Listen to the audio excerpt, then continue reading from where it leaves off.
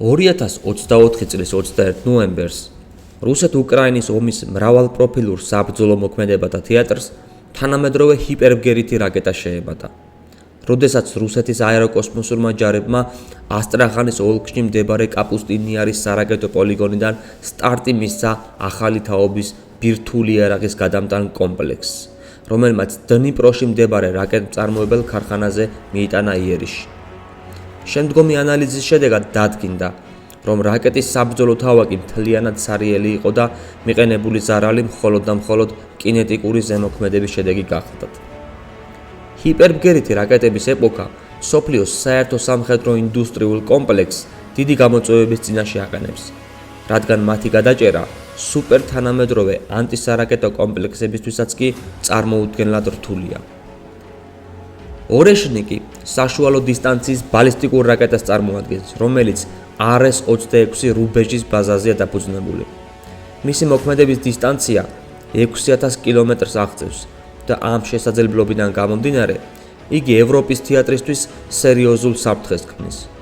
ფრენის მაღალი სიჩქარის გამო მას 15-დან 18 წუთამდე სჭირდება იმისთვის, რომ ევროპის დედაქალაქებამდე მიაღწიოს, როგორიც არის ლონდონი, პარიზი, მადრიდი და ასე შემდეგ.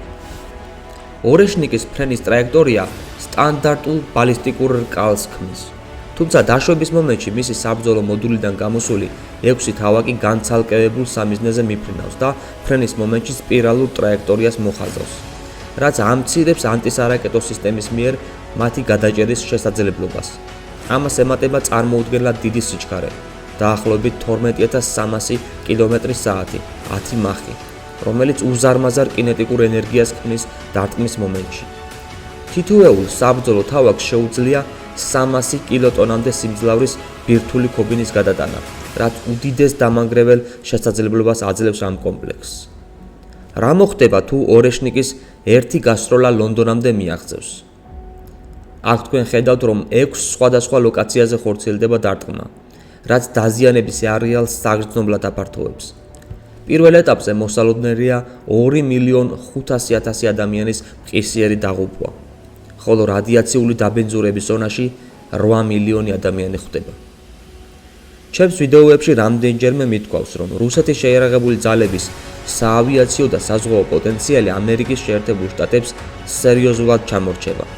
თუმცა მსგავსი ტიპის მასობრივი განადგურების შესაძლებლობის განვითარებით, იგი მაინც ახერხებს შექმნას პარიტეტი თუნდაც ისეთ სამხედრო ძალასთან, როგორიც ნატოა. იცნობდე შენს მტერს.